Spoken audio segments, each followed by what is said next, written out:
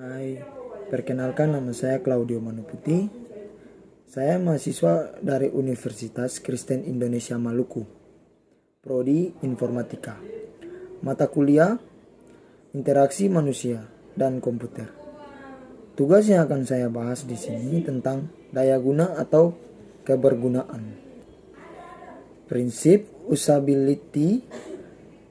Definisi usability, derajat kemampuan sebuah perangkat lunak untuk membantu penggunanya menyelesaikan sebuah tugas. Tingkat produk dapat digunakan yang ditetapkan oleh user untuk mencapai secara efektif dan tingkat kepuasan dalam menggunakannya. 2. Menentu keberhasilan sistem. A. Berguna atau useful. Sistem yang berfungsi seperti yang diinginkan oleh penggunanya. B. Dapat digunakan atau usable. Sistem yang mudah dioperasikan. C. Digunakan atau used. Sistem yang 3. Komponen menentu daya guna. A. Kemampuan untuk dipelajari merujuk kepada kualitas sistem.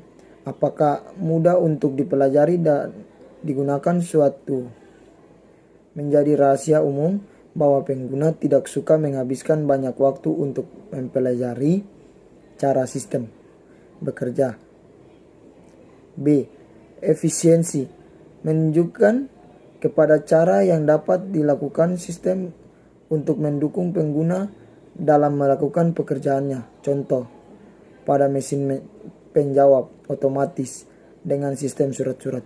C. Mudah diingat menunjukkan kepada kemampuan mudah diingat lagi alurnya setelah tidak digunakannya lagi dalam jangka waktu tertentu. D.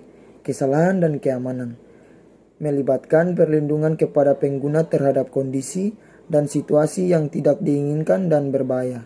Sistem sebaiknya mempunyai berbagai fasilitas pertolongan untuk pengguna dalam seberangan situasi untuk menghindarkan mereka dari melakukan kesalahan yang tidak disengaja. E. Kepuasan merujuk kepada suatu keadaan di mana pengguna merasa puas setelah menggunakan sistem tersebut karena kemudahan yang dimiliki oleh sistem. Dengan kata lain, semakin pengguna menyukai suatu sistem secara implisit, mereka puas dengan sistem yang dimaksud. 4. Menguji daya guna. A. Proses untuk mengukur karakteristik interaksi manusia komputer dari sebuah sistem. B. Untuk mengidentifikasi kelemahan-kelemahan antarmuka sehingga perancang dapat memperbaikinya secara tepat. C. Dapat dilakukan secara informal maupun menyeluruh. D. Dari yang berbiaya sangat murah sampai biaya mahal.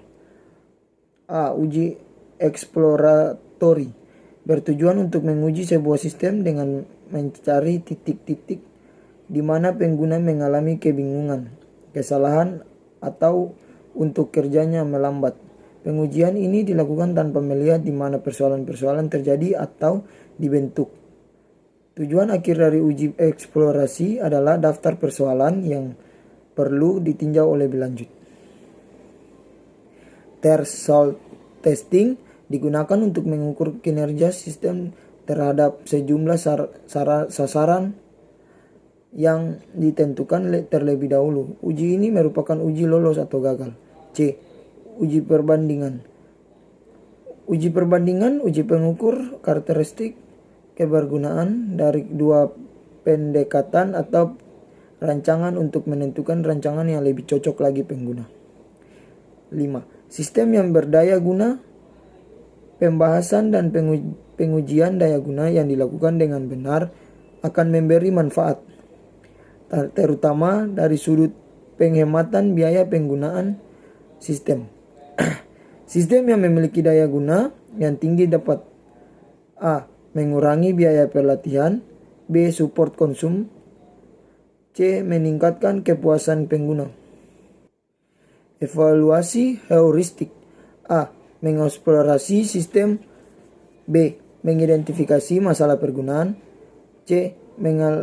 Mengklarifikasikan setiap pelanggaran atas satu atau lebih prinsip kepergunaan. Pada tahap persiapan, penguji perlu menyiapkan 2 dokumen. 1 dokumen berisi ringkasan proyek yang menjelaskan tujuan, calon pengguna, dan pola pengguna yang diharapkan, dan dokumen kedua berisi daftar heuristik. Daya guna heuristik. A. Dialog yang sederhana dan alami. User interface mestilah diseringkas mungkin dan bersifat natural dialog. Setiap dialog seharusnya menghindari perintah-perintah yang tidak perlu dan tidak ada hubungannya dengan interface. Karena untuk setiap elemen baru yang ditambahkan merupakan sebuah masalah baru yang akan dipelajari oleh pengguna. B. Berbicara dengan bahasa pengguna. Dialog seharusnya menggunakan bahasa yang dipahami oleh user. Pengguna singkatan dan bahasa yang tidak jelas harus menghindari. Perintah yang berorientasi mesin atau bahasa pemrograman. C. Mengurangi beban ingatan. Pengguna user tidak seharusnya dibebani untuk mengingat atau menghafal pada saat berinteraksi dengan sistem. D. Konsisten.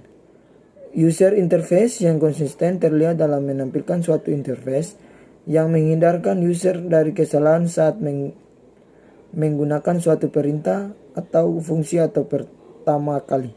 E. Sistem timbal balik. Sebaiknya memberitahu pengguna atas segala aktivitas yang sedang berlangsung atau status sistem. F. Jalan keluar yang jelas. Sistem harus dapat memberikan penjelasan tentang kondisi dan solusi untuk menghindari user terjebak dan dalam tampilan-tampilan yang tidak diinginkan saat berinteraksi dengan sistem. G. Jalan pintas berguna untuk membantu user agar dapat menggunakan berbagai fungsi dengan mudah. H. Pesan kesalahan yang baik. Sistem sebaiknya menyediakan mekanisme pemberitahuan kesalahan dan menunjukkan situasi bahwa user berada dalam kondisi bermasalah serta membantu user untuk lebih memahami sistem. I. Mencegah kesalahan. Sistem interface yang baik harus mampu membuat user menghindari kesalahan. J. Bantuan dan dokumentasi merupakan kemudahan yang diberikan dalam kebanyakan sistem, menjelaskan cara pengguna sistem, ciri-ciri khusus sistem, dan mengizinkan user untuk mengendalikan sistem dengan baik. Sekian dan